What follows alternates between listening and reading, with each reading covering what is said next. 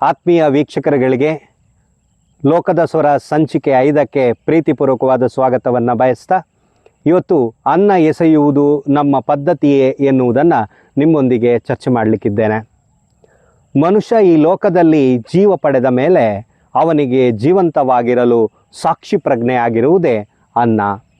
ಅನ್ನವನ್ನು ಬಿಟ್ಟು ಯಾವ ಮನುಷ್ಯನೂ ಈ ಜಗತ್ತಿನಲ್ಲಿ ಬದುಕಲು ಸಾಧ್ಯವೇ ಇಲ್ಲ.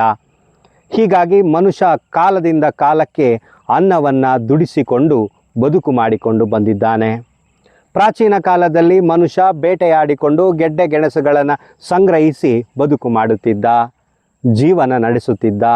ಅವನಿಗೆ ಆ ಜೀವವನ್ನು ನಡೆಸಲಿಕ್ಕೆ ಆ ಅನ್ನವೇ ಶಕ್ತಿ ನೀಡಿತ್ತು. ಕಾಲ ಬದಲಾದಂತೆ ನಾಗರಿಕತೆಗಳು ಹುಟ್ಟಿಕೊಂಡಿತು. ಆಗ ಮನುಷ್ಯ ಭೂಮಿಯನ್ನು ಅಗೆದು ಉತ್ತಿ ಬಿತ್ತಿ ಬೆಳೆಗಳನ್ನು ಬೆಳೆಯಲು ಆರಂಭಿಸಿದ. ಹೀಗೆ ಬೆಳೆಗಳನ್ನು ಆರೆಯಲು ಆರಂಭಿಸಿದ ನಂತರದಲ್ಲಿ ಅನ್ನವನ್ನು ಉಣ್ಣುವುದಕ್ಕೆ ಶುರು ಮಾಡಿದ. ಹೀಗಾಗಿ ಈ ನೆಲದ ಉತ್ಪನ್ನವಾದ ಅನ್ನದ ಬಗೆಗೆ ಅವನಿಗೆ ದೈವತ್ವದ ನಂಬಿಕೆ ಇತ್ತು. ಅನ್ನವನ್ನು ದೇವರೆಂದು ನಂಬಿದ್ದ, ನಮಸ್ಕರಿಸಿದ್ದ, ಭಕ್ತಿಯಿಂದ ನಡೆಸಿದ್ದ. ಹೀಗೆ ಕಾಲದ ನಂತರದಲ್ಲಿ ಕಾಲದಲ್ಲಿಯೂ ಇದೇ ರೀತಿಯ ಆಲೋಚನಾ ಕ್ರಮಗಳು ಇತ್ತು.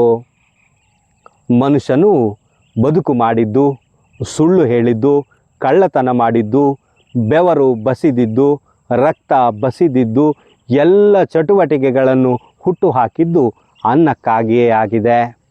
ಹೀಗಾಗಿ ಅನ್ನ ನಮಗೆಲ್ಲರಿಗೂ ಅಗತ್ಯವಾಗಿ ಬೇಕೇ ಬೇಕು. ಹಿಂದಿನ ಕಾಲದ ಮನುಷ್ಯರು ಅನ್ನವನ್ನು ಪವಿತ್ರವೆಂದು ಭಾವಿಸಿದ್ದರು. ಆ ಕಾರಣಕ್ಕೆ ಅವರ್ಯಾರು ಅನ್ನವನ್ನು ಚೆಲ್ಲುವ, ಎಸೆಯುವ ಯೋಚನೆ ಮಾಡುತ್ತಿರಲಿಲ್ಲ. ಒಂದಗಳು ಅನ್ನವನ್ನಾದರೂ ಅತ್ಯಂತ ಜೋಪಾನವಾಗಿ ಉಣ್ಣುತ್ತಿದ್ದರು. ಹಿರಿಯರು ಉಣ್ಣುತ್ತಿದ್ದ ಬಗೆಯೇ ವಿಚಿತ್ರವಾದದ್ದು ಮತ್ತು ಅನುಕರಣೆಗೆ ದಕ್ಕುವಂಥದ್ದು. ಅವರ್ಯಾರು ತಟ್ಟೆಯಲ್ಲಿ ಊಟ ಮಾಡುವಾಗ ಒಂದಗಳನ್ನು ನೆಲಕ್ಕೆ ಹಾಕುತ್ತಿರಲಿಲ್ಲ. ಉಂಡ ನಂತರ ತಟ್ಟೆಯನ್ನು ತೊಳೆದು ಸೀಟಿ ಕುಡಿದು ನಂತರ ತೊಳೆದಿಡುತ್ತಿದ್ದರು. ಇಷ್ಟೊಂದು ನಿಗಾ ಮಾಡಿ ಅನ್ನವನ್ನು ಉಣ್ಣುತ್ತಿದ್ದ ಮನುಷ್ಯ ಕೆಟ್ಟು ಹೋಗಿದ್ದೆಲ್ಲಿ? ಈಗ ಮನುಷ್ಯ ಅನ್ನವನ್ನು ಎಸೆಯುವುದು ಪದ್ಧತಿಯಂತೆ ರೂಪುಗೊಂಡಿದ್ದಾನೆ. ಕಾರಣ ಏನು ಎನ್ನುವುದನ್ನು ನಾವು ಯೋಚಿಸಲೇಬೇಕು.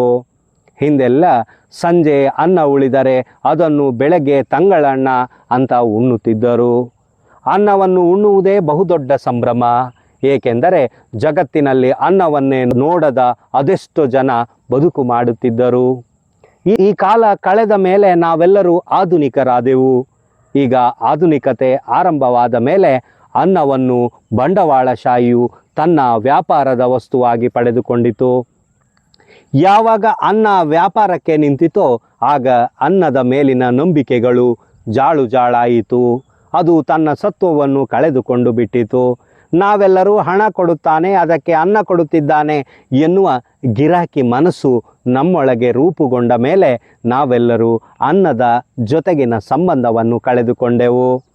ನಾವು ಎಷ್ಟೋ ಬಾರಿ ಯೋಚನೆ ಮಾಡುವಾಗ ನಮಗೆ ಗೊತ್ತಿಲ್ಲದಂತೆ ಅನ್ನದ ಮಾದರಿಗಳ ಬಗೆಗೆ ನಮಗೆ ಗೊತ್ತೇ ಇಲ್ಲ. ಈ ಭತ್ತವನ್ನು ಎಲ್ಲಿ ಉತ್ಪಾದನೆ ಮಾಡುತ್ತೇವೆ, ಎಲ್ಲಿ ಬೆಳೆಯುತ್ತದೆ ಎಂದು ಯಾರಾದರೂ ಮಕ್ಕಳಿಗೆ ಕೇಳಿದರೆ ಅದಕ್ಕೆ ಅವರಲ್ಲಿ ಸರಿಯಾದ ಉತ್ತರಗಳೇ ಇಲ್ಲ. ಈ ರೀತಿಯ ಮೀಮಾಂಸೆ ನಮ್ಮ ಜೊತೆಗೆ ಜತನವಾಗಿ ಬಿಟ್ಟಿದೆ. ನೋಡಿ, ನಾವು ಎಷ್ಟೋ ಸಮಾರಂಭಗಳಿಗೆ ಹೋಗುತ್ತೇವೆ. ಅಲ್ಲಿ ವಿವಿಧ ಬಗೆಯ ಅನ್ನಗಳನ್ನು, ಭಕ್ಷ್ಯಗಳನ್ನು ಮಾಡಿರುತ್ತಾರೆ. ನಾವು ಎಲ್ಲವನ್ನು ಎಲೆಯಲ್ಲಿಯೋ ತಟ್ಟೆಯಲ್ಲೋ ಹಾಕಿಸಿಕೊಳ್ಳುತ್ತೇವೆ. ಸ್ವಲ್ಪವೇ ತಿಂದು ಉಳಿದುದನ್ನು ಎಸೆದು ಬರುತ್ತಿದ್ದೇವೆ. ಇದು ನಮ್ಮ ಪದ್ಧತಿಯಾಗಿದೆ. ಇನ್ನು ನಮ್ಮ ಮನೆಯಲ್ಲಿ, ಅಡುಗೆ ಮನೆಯಲ್ಲಿ ಮಾಡಿ ಉಣ್ಣುತ್ತಿದ್ದ ಆಹಾರ ಪದಾರ್ಥಗಳೆಲ್ಲ ಇವತ್ತು ಇಲ್ಲವಾಗಿ ಬಿಟ್ಟಿದೆ. ನಾವೆಲ್ಲರೂ ಹೋಟೆಲ್ಗಳಿಗೆ ನಡೆಯುತ್ತಿದ್ದೇವೆ. ನಮಗೆ ಮನಸ್ಸಿಗೆ ಇಚ್ಛೆ ಬಂದನ್ನು ಆರ್ಡರ್ ಮಾಡುತ್ತಿದ್ದೇವೆ. ಅದು ನಮ್ಮೊಳಗೆ ದೊಡ್ಡ ಜನ ಎನ್ನುವ ಶೋಕಿಯನ್ನು ಉಂಟು ಮಾಡಿದೆ. ಆದರೆ ತಿನ್ನುವುದಿಲ್ಲ, ಅರ್ಧರ್ಧ ಪ್ಲೇಟಿನಲ್ಲೇ ಎಸೆದು ಬರುತ್ತಿದ್ದೇವೆ. ಹೀಗೆ ಆಹಾರವನ್ನು ಎಸೆಯುವುದು ನಮ್ಮ ಜೊತೆಯಲ್ಲಿ ಜತನವಾಗಿದ್ದಾದರೂ ಏಕೆ ಎನ್ನುವುದನ್ನು ನಾವು ಯೋಚನೆ ಮಾಡಿಕೊಳ್ಳಬೇಕು. ಇವತ್ತು ಜಗತ್ತಿನ ಅದೆಷ್ಟೋ ರಾಷ್ಟ್ರಗಳಲ್ಲಿ ಜನ ಆಹಾರವಿಲ್ಲದೆ ಸಾಯುತ್ತಿದ್ದಾರೆ. ಹಸಿವು ಮನುಷ್ಯನಿಗೆ ಅಗತ್ಯವಾಗಿದೆ. ಅದನ್ನು ನೀಗಿಸಿಕೊಳ್ಳುವ ಶಕ್ತಿ ಪ್ರತಿಯೊಬ್ಬರಿಗೂ ಬೇಕು. ಹೀಗಿರುವಾಗ ಮನುಷ್ಯನಿಗೆ ಮುಖ್ಯವಾಗಿ ಆಹಾರದ ಬಗೆಗೆ ಮತ್ತೊಮ್ಮೆ ನಂಬಿಕೆಗಳು ಹುಟ್ಟುವಂತಾಗಬೇಕು.